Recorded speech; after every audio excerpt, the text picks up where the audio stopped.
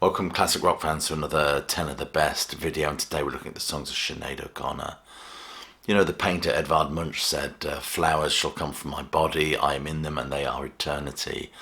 And with that in mind, let's look at the bunch that best represents this unique talent. Number 10 is Thank You for Hearing Me from 1994.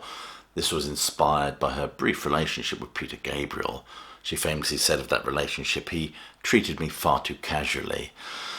This number was from her Universal Mother album, which is definitely a record worth checking out, and is described by Rolling Stone as the most amicable breakup song ever. Thank you for seeing me, thank you for staying with me, she sings. She gives it a sense of reverence, ironic perhaps. There is almost a hymnal quality to this song. The mood is reflective, the vocals are lulling, accepting, almost revealing a sense of gratitude. Again, ironic perhaps. Number 9 is All Apologies from 1994. The world is reeling from the death of Kurt Cobain. Of course, Neil Young went on to record Sleeps with Angels. Patti Smith recorded her own version of Smells Like Teen Spirit. Tori Amos had done the very same thing, I think, a year or so before. What makes this so moving is its simplicity. She sings All Apologies so shortly after his death. Her voice beautifully framed by the sheer lack of embellishment. Just these very delicate vocals that have to carry the weight of lines like find my nest of salt, everything is my fault. Again, this came from the album Universal Mother. Number 8 is Silent Night from 1991. This has to be the most beautiful rendering of this song. The vulnerability in her voice renders this popular carol absolutely devastating. Used so effectively in the film Fred Claus.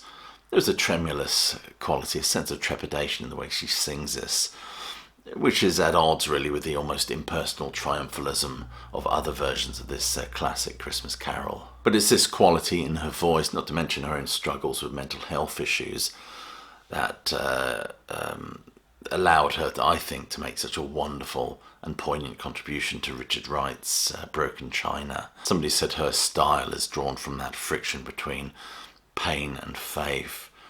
But with this one, we just get this hushed sense of reverence. Number 7 is The Last Day of Our Acquaintance from 1990. Proust once said that happiness is beneficial for the body, but grief develops the powers of the mind. And maybe it's that idea that fuels the artistic further for this number. It's a devastating number, that sotto voice delivery and gentle strumming kind of lulls us in. It's a number from her second album. It was recorded a year before she divorced. Her first husband, producer John Reynolds, actually contributes to the song as well. It's a wonderful breakup song, something that Ryan Adams would be proud of, I think. Great delivery in lines like "You won't listen to me." I think it's the defiance in her voice as well. It almost turns the hurt into some sort of affirmation of freedom. Number 6, I Am Stretched on Your Grave from 1990. This poem is a beautiful piece of, almost feels like kind of poetic sampling in a way.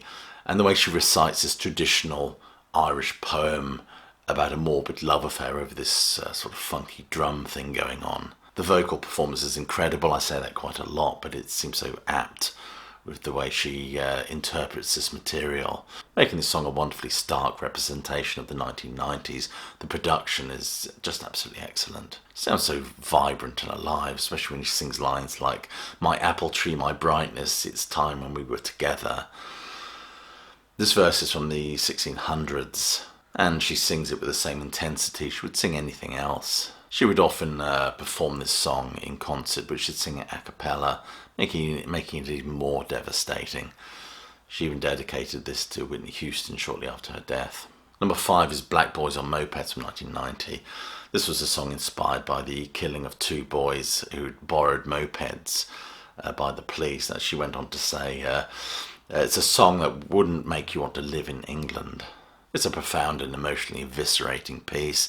Some critics have said it's one that almost anticipates the rise of the BLM movement. I just remember it being one of the standout tracks on that standout album. Number 4 is Drink Before the War from 1987.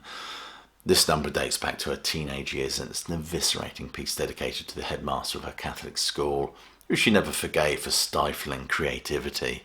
She would later go on to distance herself from this song, a song that would appear on her debut album, The Lion and the Cobra. I hate Drink Before the War, she said. It makes me cringe. Well, that is maybe, but nevertheless the lyrics represent a kind of defiance, which many of her fans at the time could certainly relate to. The lyrics and the way her voice frames these songs, it feels like a kind of a whispered catharsis. Number 3 is The Emperor's New Clothes from 1990, another song from that great album. Great album being I Do Not Want What I Haven't Got. I mean, it sounds like a piece of upbeat pop ephemera. But on a closer listen, of course, the subject matter reveals itself. It's this bouncy song, which is actually a detailed missive to a former lover. And it was those that she viewed to be quite judgmental, I think, who knew nothing about her. Lines like, millions of people to offer advice and say how I should be.